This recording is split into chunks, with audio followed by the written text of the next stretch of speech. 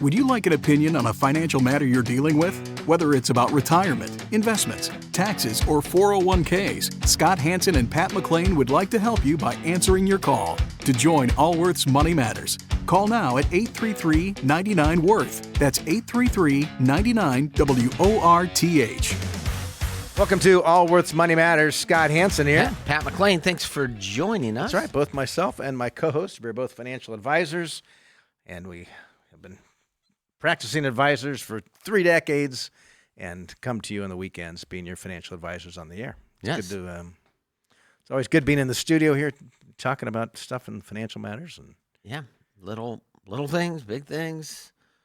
I was actually on the phone this morning with a client, and oh my gosh, 25 years. And the things that clients, some are super mundane and some are really like life. I'll share it with you, Scott. 85-year-old couple, maybe 20, 25 years clients, own a couple condos. They're like, well, we want to give them to our kids. I'm like, nah, that's a bad idea. Cost basis, moves with it. And yeah, I mean, the difference is they make a gift now. Their low cost basis, presumably low cost basis, is going to carry over to their kids. If they wait and the first one passes, then the step up basis that time they can make it. So I explained that, and then the second question is, why do you want to sell these condos? You've owned it forever. And they're like, well, we're tired of it. I said, how tired are you of this? Well, we're really kind of tired of having to deal with these. I said, okay. These are the alternatives. You can keep it till one of you dies, step up in basis, the kids can sell it at that point in time, or you could sell it today, pay the taxes, and just recognize the gain. But moving it to your children does nothing but move the problem downstream. It does nothing for tax purposes. So at the end of the discussion, they have 2 condos, selling one, keeping the other. Like, well, tell me why you want to keep the one. Well, it's in a nicer neighborhood, and we may want to come back to it. And I thought to myself, and then the other one was, where do I sell these 2 boxes of silver that I've owned for 30 years, right? But it just reminded me is the discussion wasn't only around money. It was around what their objective for the asset was, for the money. It's and we weren't talking about their investment portfolio or anything we manage for them. We were talking about how this asset in particular was affecting their lives, right? And I said to them, you have enough money to live the rest of your life comfortably. You are 85 and there's plenty of money. And they're like, well, and I love clients like that. Well, we're not sure. And I'm like, okay, that's a sure sign that you're going to be fine is when you're still worried. You're still worried about it, yeah, right? Well, my 85-year-old mother still saves. Right? She hasn't worked in 20 years, but she's saving. Yeah. So it reminded me of what, financial planning is about. It's not just about managing your stock and bond portfolio. It's managing your assets so that they could best achieve your life objectives. You know what I find interesting, Pat? Because we both started in the industry roughly around the same time, around 1990, and both have clients for going on 30 years. Yes. Or more than 30, I think some. And those that have been nervous about the markets years ago are still the ones nervous about the markets. Yes. Right? Those that weren't still are not. And this is after decades going through the dot-com up and down, going through the financial crisis, right? Yes. So intellectually, they realize that whatever happened in the market is short-term. Unless last week the market had a couple nasty days or whatever. Like, it's just short-term, and we're going to have down years and everything else. But if the people that reacted emotionally 30 years ago are still the ones that react emotionally today. Scott, 2 clients I spoke to this week. One said, I haven't looked at my statement in over a year. And I'm like, wow, well, you might want pretty extreme.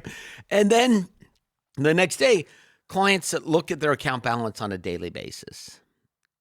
And I said to the one, you might want to look at it more often. That's right. And then the one that looks at it every day, I asked why. And they said, well, we don't know. And I said, well, how do you feel when you look at it? And they said, well, some days we feel great and some days we feel poorly. And I thought, there's no way I could say whatever I want. That behavior on both sides is not going to change. I mean, historically, the stock market goes up 53% of the time on a daily basis. So roughly half the time. So half the days are down days, historically. Yes. So they're more happy than not most of the time. 3%. Just 53% of the time. I think at this point it's probably not actually impacting their moods. No, I don't think so. Yeah. Anyway, we've got a great program lined up for you. We will have our discussion amongst ourselves, and hopefully you can enjoy it. And, of course, take your calls. If you want to join us, the best way to do it is just send us an email and schedule a time. Questions@moneymatters.com. Again, questions@moneymatters.com. Or you can call 833-99-WORTH. And let's start off today with Ray. Ray, you're with Allworth Money Matters. Hey guys. Thanks for taking the call. I love the show. Thank you. Always informative and entertaining, which is, I'm sure it's a hard, needle to thread. But thank you. Well, thank you. Okay. So my question, I think it's a simple one. We've got some of our assets in our low risk assets in a savings bank that gives 4.5%. And I'm just wondering if you guys have any thoughts on why would we do a CD versus just leaving it in a high interest savings? Are you with a smaller bank, community bank or something? No, it's an online one. It's one of those ones. Okay. I mean, because the national banks are still paying which is just amazing to me. I mean, and you kind of get stuck with if your bill pay and stuff is set up at a big bank like mine is, it's like I'm looking at like, is really that interest rates have risen? You can't step a bit more than that. But if you're getting 4.5% in a savings, I mean, it's I'll give you my view of it, Ray. So I have low risk assets, and if you had talked to me 3 years ago, they were in bank CDs, and even some treasuries. Right. And so at that point in time, the yield on those was high enough to actually go through the hassle of actually moving into a 6, 9, 12. I never went out more than 12 months. As opposed to 0%, you could at least get a percent or whatever. 0.75%. And I would move it accordingly. And you can do it in a brokerage account. You can actually do it in these online. Now they have these portals and online banks where you could actually move it through different banks. Right now, I have no CDs and very little treasuries in my portfolio because the yield difference is minimal. So when you ask, I like treasuries right now. They're yielding over 5%, and they're free of state income taxes. That's correct. My problem is I don't know exactly when I'm going to actually need the money. So that there's CDs. CDs I aren't wouldn't buy a attractive. CD. Not in this market. No, Unless you. I wouldn't buy a CD. Treasuries are yielding higher than most CDs. Yeah, but if you're at 4.5% in the savings, I mean, it's probably not worth the hassle of going somewhere else unless you're. But you could call us back a year from now, and our opinion could be completely different. What you're looking for is the low risk. Is you want government guarantees on it for whatever that's worth at any point in time. But you want government guarantees on it, and then you want the highest after-tax yield that you could possibly get. Yeah, right. That makes sense. Okay. I mean, the only thing I could think of is, at a certain point, the interest rates will hopefully theoretically decline. And, if I had a 1 or a 2 year CD, I might, get some leverage off of that. But they may not decline. Yeah. Exactly. Well, that's a completely different question. The question you're actually asking there is, if interest rates decline, what's the best thing to own? Yeah, if you're betting that interest rates decline, maybe there's another. I would still think treasuries would be preferable to CDs in this market. That's correct. And what state do you live in? Florida. All right. Well, then there's no benefit in treasuries. Yeah, then I take some of that back. Yeah, There's no benefits to treasuries in that state. There are benefits to treasuries in states like New York and California. But where you're at is fine. I was, I don't know, but I was going to say, I think sometimes, the state you live in, you pick on. And I hear you guys on California, but I can tell you living in Florida that the problems aren't the same, but they're just as bad. And, You have a completely different set of problems. A completely different set of problems, including alligators and weather that is, and insurance issues and a complete. I did want to say one thing on your bank CDs. Do you have them less than the FDIC limit, or on your savings accounts at 250,000? Yeah. And are they owned by a trust? No. Okay. All right. Because. And I'll throw this out to the rest of the listeners.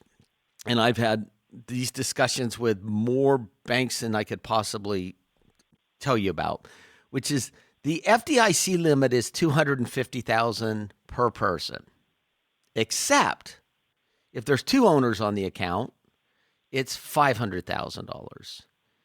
Plus, if it's a trust that owns it, it's the number of trust owners of the trust times the number of beneficiaries, not to exceed 4 beneficiaries, which means you could get FDIC limits up to $2 million if you own it as a couple in a trust and you have 4 beneficiaries. If you have 3 beneficiaries, it's $1.5 million.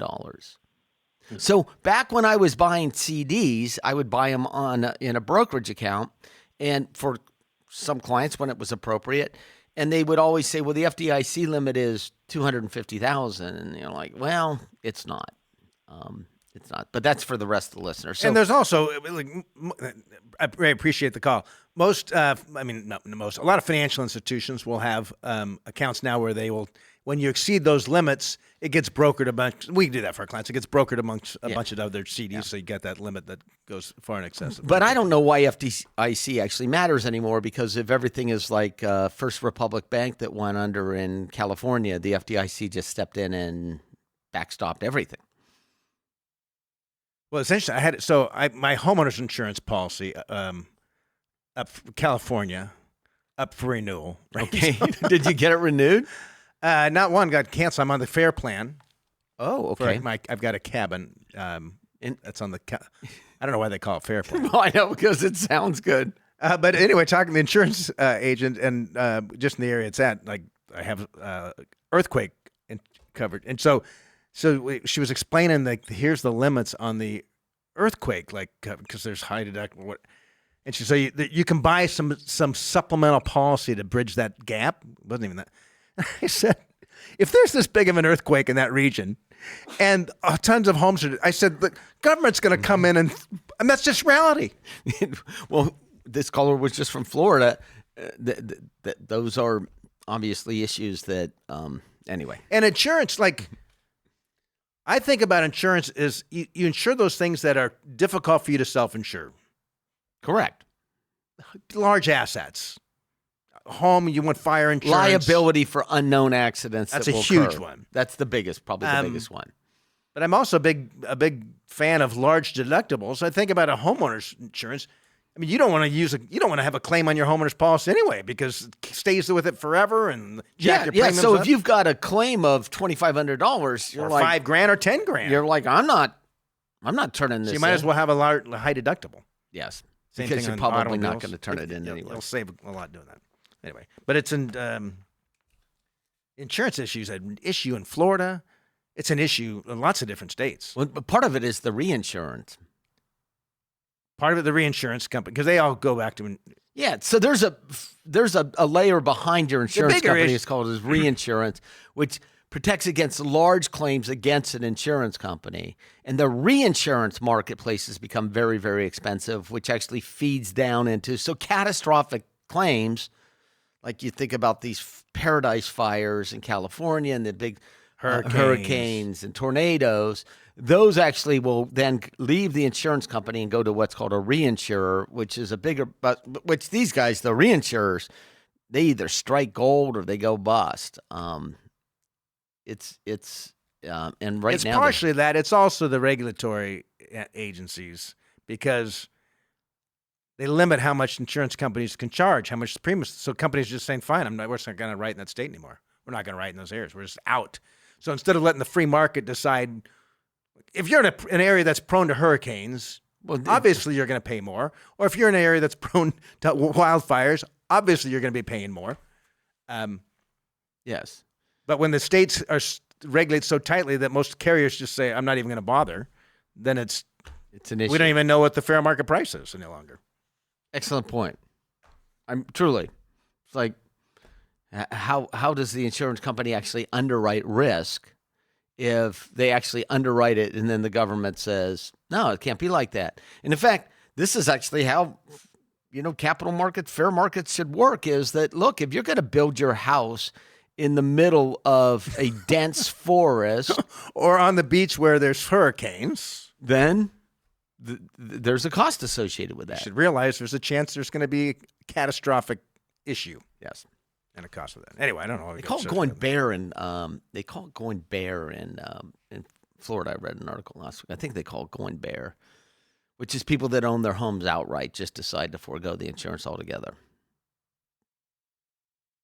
I had that thought on my cabin. Just going. Can you still get liability if you don't get property coverage?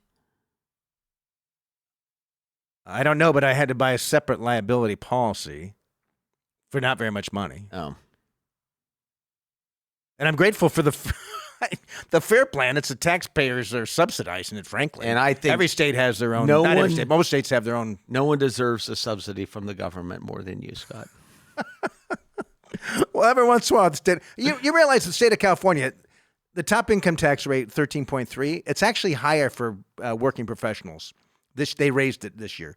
Because state disability insurance is 1.1% on payroll. There used to be a cap. Yes, there's a cap in benefits. They eliminated that cap this year. So you have a surgeon making $500,000 a year. Oh, I did not know this.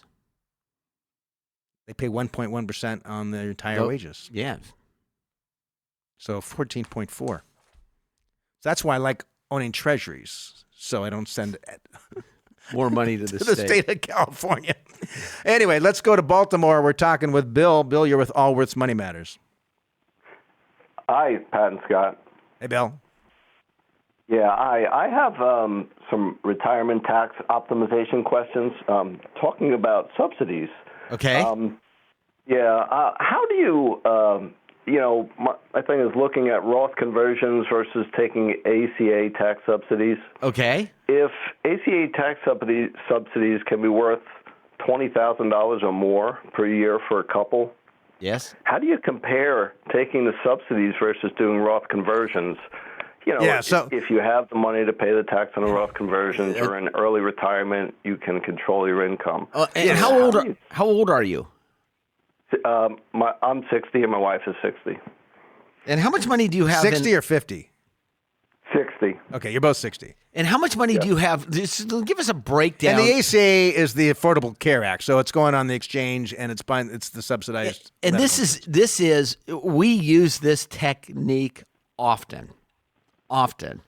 How much? Give us a breakdown of the assets. So how much are in qualified dollars, non-Roth, IRAs or 401ks? And the thing about the ACA, it's based upon your income, not your net worth. And actually, it doesn't even take into account cash flow at all. So oftentimes, we'll actually either take money out of a brokerage account or have people use up some savings or actually take money out of a Roth IRA. And it's typically to bridge to Medicare. And then you let loose on the other side. So give us a breakdown of where these dollars are.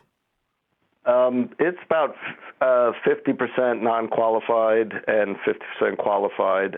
And the qualified has, a small amount of Roth that I've been converting, small amounts. But there's also an inherited IRA, which can't be converted, part of it. So. Okay, and how much is in the inherited IRA? It's $300,000. Okay, and how much money is in the qualified? About $1.4 million. And so 1.4 million And on in the non-qualified. on the inherited, did you inherit it recently that needs to be drawn down in 10 years, or did you inherit it a few years ago where you can spread it out over your life expectancy? No, you could the latter. You can spread it. I can spread it out over my life expectancy. And so, what's the required minimum distribution on the inherited IRA?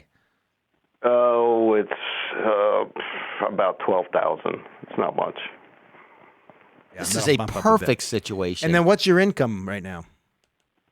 Well, my income is earned income is zero. I retired about 4 or 5 years ago, and so I can make it. I have to have the minimum. The 138% of the federal poverty level to even be on the ACA plan. So I've had some years where I've made it the minimum, but I've actually done a lot of analysis.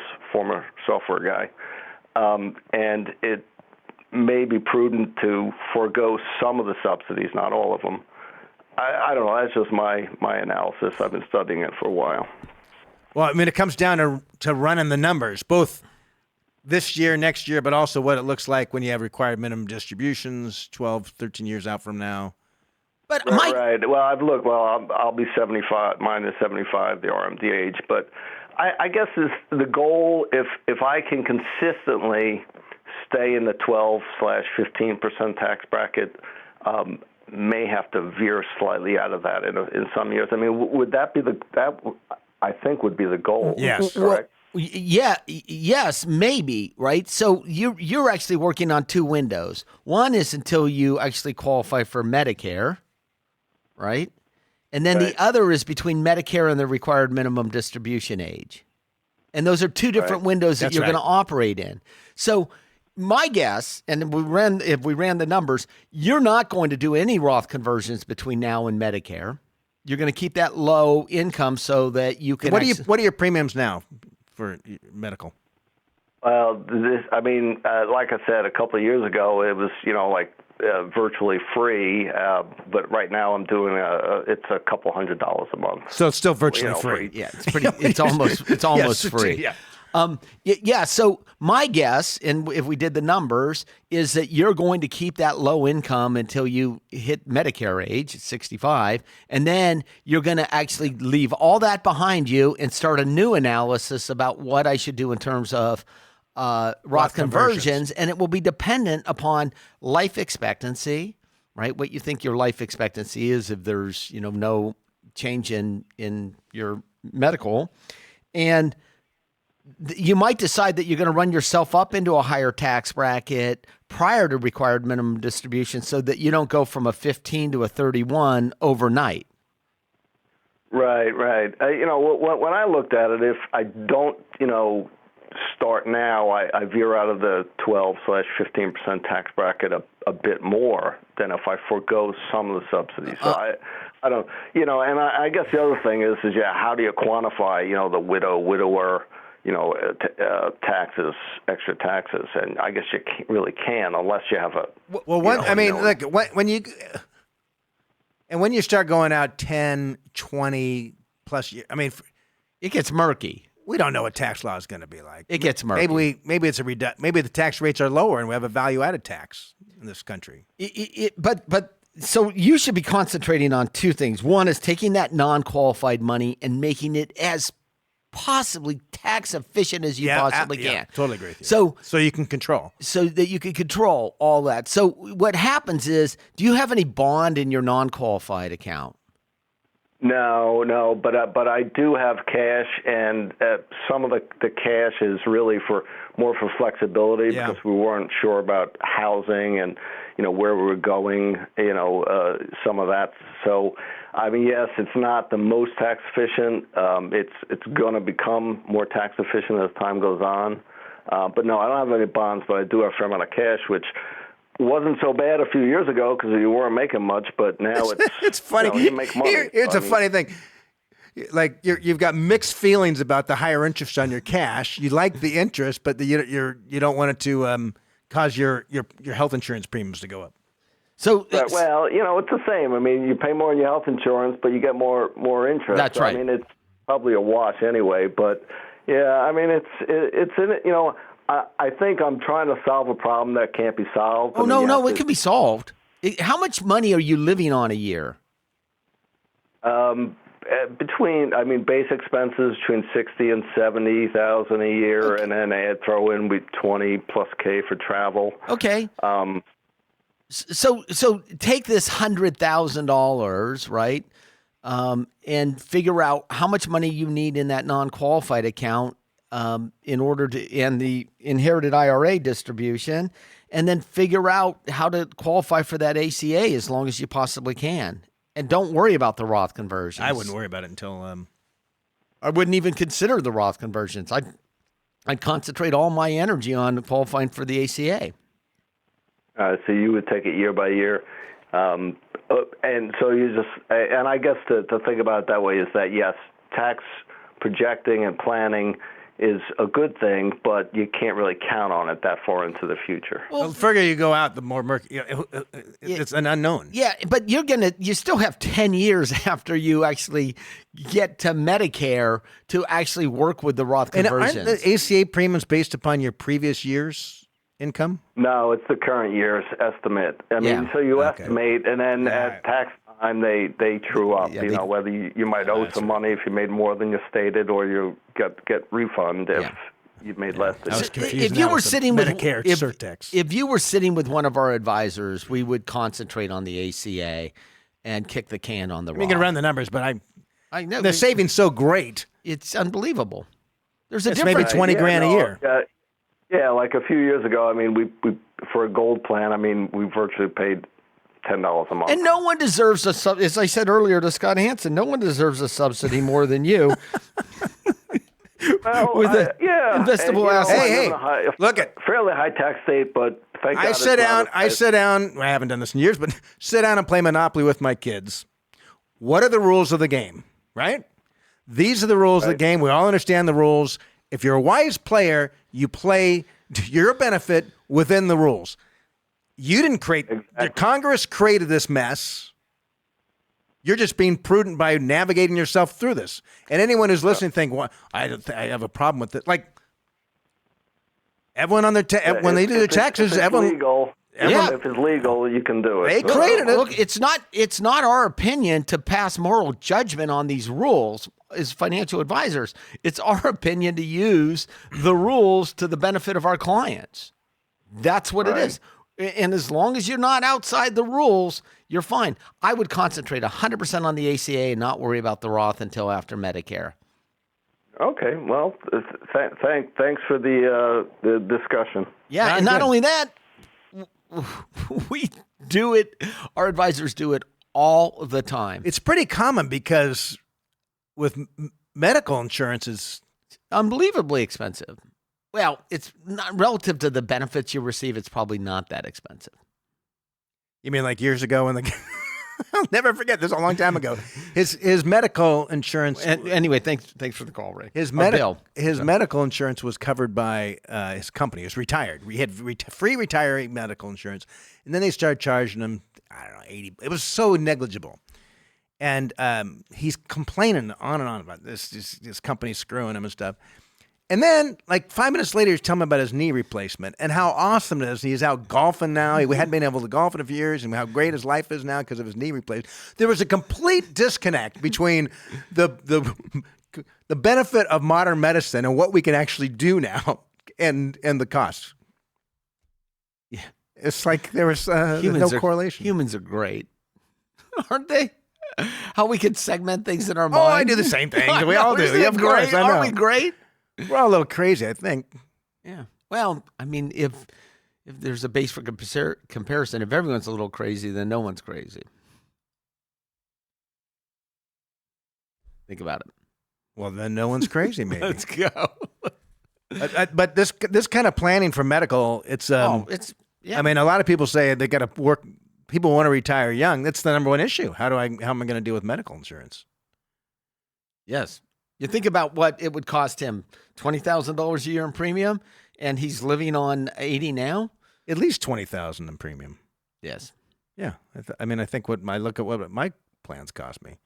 You could see what the employer has to pay and what I pay and all that, and add it all together. And runs up.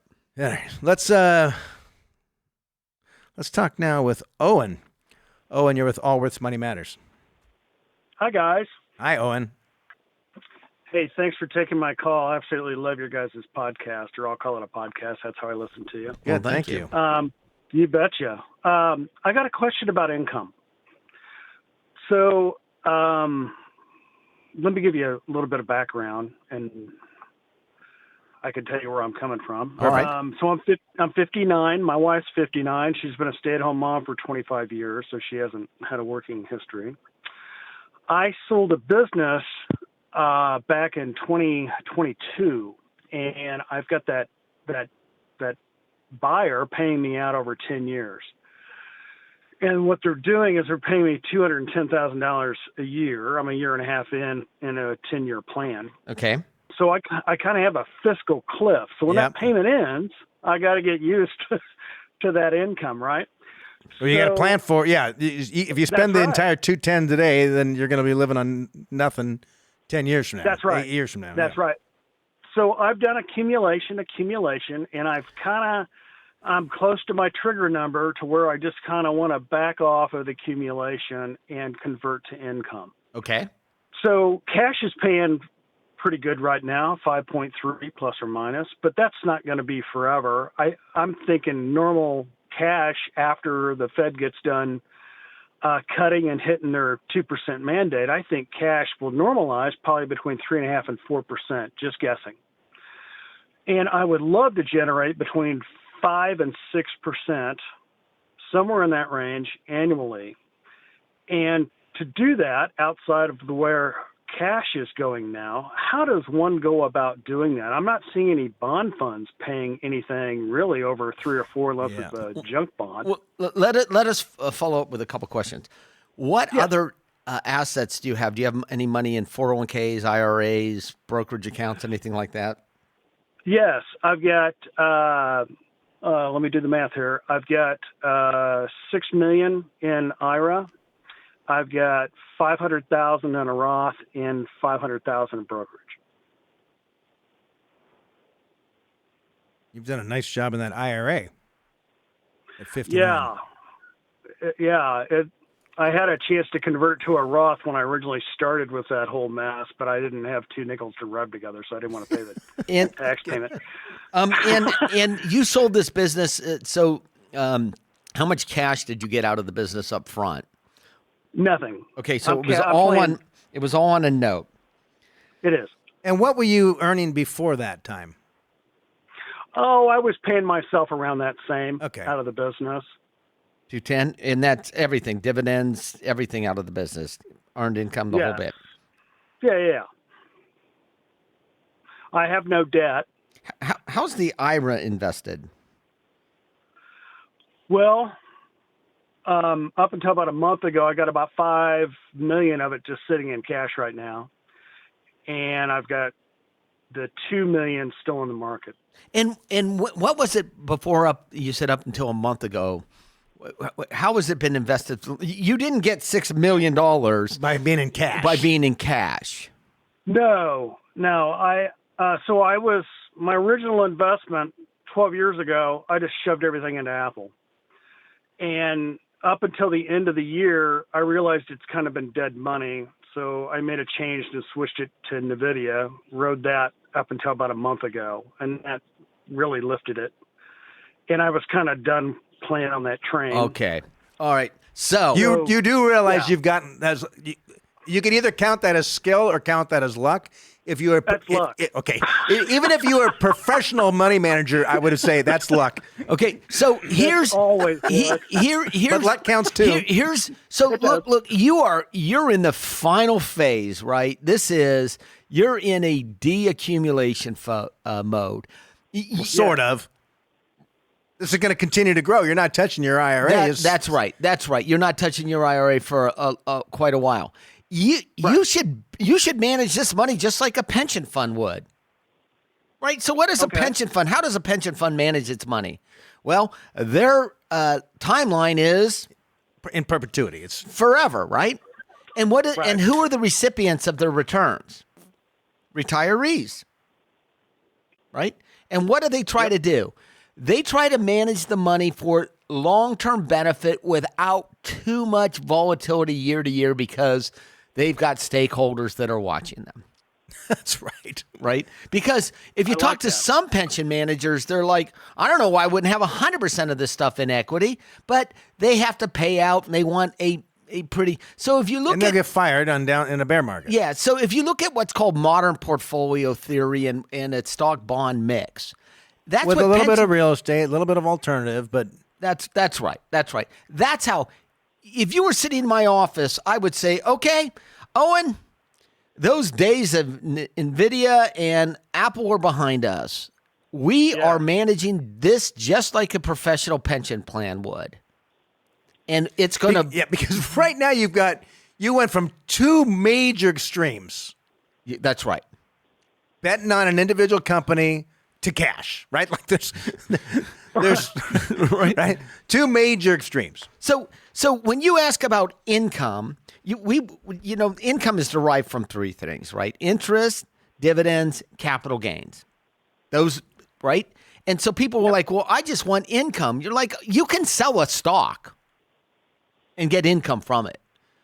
But over the long term, what you want is a relatively stable asset that isn't going to be an NVIDIA or an Apple. You're going to manage it like a pension fund. And so it's going to end up being around 65%, as Scott mentioned, alternatives, some real estate. And you're frankly, I don't think you're going to need 5 to 6% of income from these. Oh, no. Unless you plan on changing your lifestyle. Which you might. Well, I've driven used cars, changed my oil, did my brakes, put my roof on. I'm done with all that. Okay. So I would love to spend more and actually live life a little bit, unlike what I've been doing for the past 30 years. So then let's set in. You have all these choices. So you could, if you were sitting down with myself or one of our advisors today, we'd say, okay, let's give ourselves an income, an after-tax income. Let's say $25,000 a month. In fact, this reminds me of I worked with a guy that sold his business and continued to work there, and he was complaining about it constantly. And I said to him, here's what I'm going to do. I'm going to start sending you $25,000 a month. After taxes, $25,000 a month. And the first day you don't feel like going into work for your boss because you took the check, you sold the business. It's their business now. They could do whatever they want with you. You sold it. You cashed the check. So I said to him, I'm going to start sending you $25,000 a month now to make you comfortable realizing that you have enough money to retire with more income. It's just, your situation is almost identical to his. And I said, and when you're tired of going in, you don't go in anymore. And 6 weeks later, he called me, said, Pat, I quit going into work. And so That's hilarious. That's what I would do is I'd set up $25,000 a month. I don't know if it'd be quite that much. I would run the numbers, but he's got with it at $210,000 annualized coming in from the sale of the business. I mean, there's a number of ways you can structure this. You want to make sure that when that sunsets in 8 years, you can have an increase, 210 grand's made. That's right. Somewhere. That's right. I mean, one way to do it is do a net present value of that income stream, add it to his other assets, and make it a bond, and say what's a 3.5-4% distribution rate on that, because we need to think about inflation over time, right? Okay. Correct. You're 59. I was talking to Owen, not you. Okay. All right. Well, I'm buying in. Let me write that down. Keep track of inflation. I'm buying in, Scott. But I mean, if you manage your portfolio similar to what Pat was talking about, where you like a pension plan would, you could draw 3 to 4% a year. As inflation, things get more expensive, you can increase that time and time again. So should we explain the net present value of that stream of income, what that means? I think I understand Okay. that. Okay. So I think my intent between the 5 and 6% net income doesn't mean I was going to withdraw it. I'd like it to create that. And to your point, I'll probably just pull out probably 3 to 4, somewhere in there, because I'm trying to hedge it by a couple of points for inflation. and keep it growing a little bit, but keep it stable and not to where I'm in the market worrying about it anymore. Well, you're going to be in the market. Whether you want to worry about it or not is a different story. Yeah, you're going to be in the market, not the way you historically have been in the market. But and if you're not, then you can't. Frankly, I wouldn't take 3 to 4%. I would take something less because inflation is going to erode these dollars without having something to keep pace with. So you're going to manage this like a professional pension would. That's the way you should do this. And you're going to have, if you're worried about inflation, which it sounds like you are, then you want to own those things that participate in inflation, which are stocks. Right. Right? They are actually, companies raise prices in order to keep their profits. You're not going to have inflation without increasing prices. Right? It just flat out. And who raises those prices? Companies. Those greedy corporations. Do I care if it's a dividend-paying stock, guys, or no? Do I just pick okay? No. Yeah. And the reason it's irrelevant is, a company that's paying a dividend is probably not a growth company. It's a value company. And one could argue if the company has such great growth prospects, why are they going to be paying dividends? They're going to go out and reinvest it. Right. And so you've seen some growth companies in the last few years actually start paying dividends, which tells you that they're maturing companies. Running out of ideas. And running out of ideas, and that they believe the biggest return to the shareholders were giving back some of the money that they used to invest in their own business. Right. When you think about it from that standpoint, wait a minute. I am going to do my research. I'm going to pick this company because I believe in the management team. I believe in the strategy, their market, what they've got going to market. So I'm going to give them my money to invest. And then wait, they're going to give it back to me each quarter. Like, wait a minute, why you send me this money back? No, I chose you. Right? Like utility companies pay big dividends. Why? Well, so what else like what are they going to do? Owen, so you talked about some things that you used to change your own oil, stuff like that. Now you don't want to do that. You're in the position where you have the luxury of being able to afford a good financial advisor. Even, I think doing a plan, even at a minimum, having a plan with a financial advisor to run through all these. What's it going to look like when you're 69 and 79 and 89? Right. Kind of working backwards. Funny. Every time I talk to a financial advisor in the past, all roads lead to an annuity. Well, you're not talking to a financial advisor. You're talking to you're talking. I realize that. you're talking to salespeople. Right. We're financial advisors. Right. If you an independent advisor who's a fiduciary, a certified financial planner, someone who's fee-based, not paid by selling products. The last thing you need is an annuity, Owen. I know Given that. your That's situation. Why I just walk away. My gosh. Walk away from those conversations. That just tells me they don't have my best interest. Well, they've got someone's interest, but it's not yours. That's correct. Yeah. Do I still pull Social Security at 62 like you guys are recommended? Oh, I would if I were you. Okay. Right? Okay. They're going to take Social Security away from people. They're not taking it away from people that are living on it. That's true. Right? That's not how the tax system works. Right? Right. And we know that because of the fact that we have a progressive tax system. So if we have a progressive tax system, why wouldn't we have a progressive safety net system, which we don't? We actually do because kind of. Yes, we do. If you're Scott. a top income earner, let's say you're putting in twice as much as the guy working or the gal working, you don't get twice as much in benefits. Highly skewed to lower income. So Owen, you are the poster child for a professional financial advisor.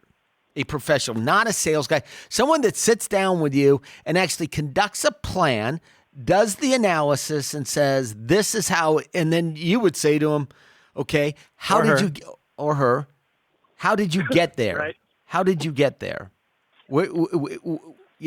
Tell me your thinking around this. What's it look like? What's it going to cost to manage? What's my income going to look like? And then an advisor can also help educate you on why the portfolio is going to be constructed the way it is, can be there when things are going crazy to help guide you through those things when life happens. That makes sense. And since I've got such a runway to access these funds, obviously I've got time, but I'm slowly wanting to drop out of the market. So I do have a plan with the remaining money. So that makes perfect sense. Slowly drop out of the market. Well, I felt that I've accumulated. You're not going like to I said, spend. And this money's not for you. You're not going to spend this money in your lifetime. Just look. You can't force yourself to spend this money in your lifetime. You don't have it in you. You're right. You just flat out don't have it in you. So you're managing this into perpetuity. Look, this is generational wealth. This is generational wealth. Your children's children could be going to college on this money. That's the reality of it, right? And so you're going to manage and it. Protesting. Okay, Because the fourth generation of inherited money, they always make such wise choices. So I know. So I'm you worried need about my kids. Yeah. So you need estate planning in here, right? You need tax planning. This isn't. Look, you probably started your business how many years ago? 2013. Wow. Oh, yeah, nice little run. You did something in the same industry prior to that. I did. Okay. So the institutional knowledge that you actually got there, you didn't actually monetize that knowledge until recently. But look, you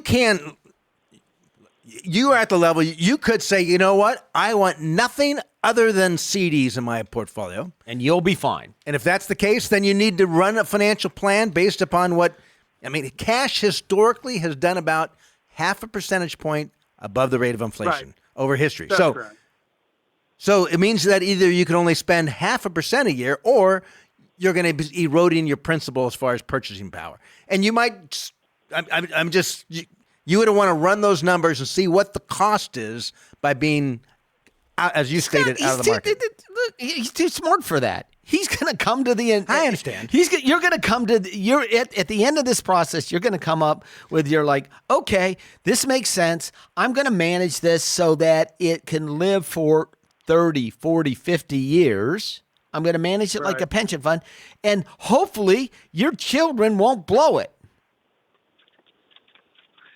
That's interesting because when they do inherit it, they've got a 10-year spend down, right? Only in your IRA, yeah. Yeah, but it doesn't mean it's a spend down. It just means it needs to be distributed from the IRA. Got it. It doesn't mean they have to spend it. Look, we have lots of clients that take required minimum distributions that never touch it. We just take the tax out and move it into their brokerage account. That's right. Right. That makes perfect sense. It's not a spend down. You've got to treat this thing like this is generational wealth. It needs to be managed like a pension fund with all the analysis and the professionalism that actually goes into managing a pension fund. At this level, Look, I own a business. Scott and I own a business. We sold most of our business to private equity, right? We both have our own investment thesis for ourselves and our families. That's right. Right. And ours are different. And they're completely different. They are completely. We talk about it, but Scott's got a different view of the world than I do, which is great, right? So, look, and the idea being is I have an investment thesis. And as a good advisor, you're not putting your viewpoint, and I'm not putting my viewpoint on a particular client. It's trying to understand what the client is trying to accomplish. So a good advisor that you'd be working with, Owen, is really trying to figure out, what is the purpose of these dollars? And I share it with my children. So my youngest is 24 and my oldest is almost 29. Maybe he's 29 now. I should probably know this.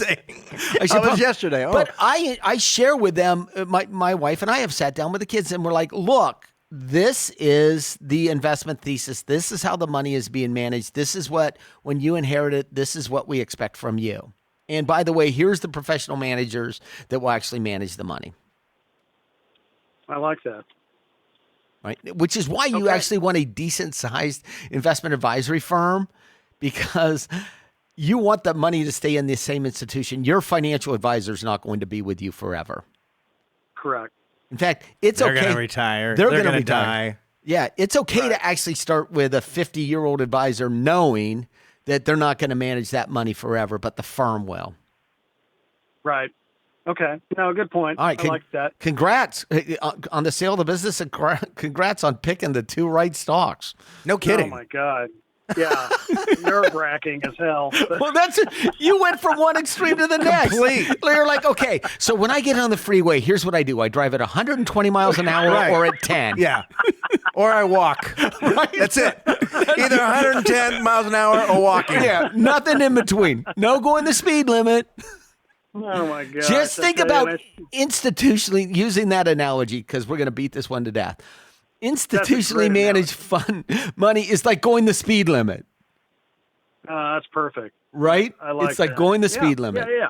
You'll That's have what it yeah. is. No, well put. You guys are so good on explaining stuff. I love listening to what you guys have to offer. Well, thank you. You're too Good job. kind. It's an Thank you. answer to it. And It's great. to you and it's thank to you, others as well. If you would go on to your self-promotion here, if you would go on to give us a rating, write a review. We can't tell you whether it should be negative or positive. On our- and yes, for our and podcast. share it with a friend. And our marketing people tell us at some point in time we're going to, what do they call it? Turning point? don't know. Break through the barrier. Reality, Pat.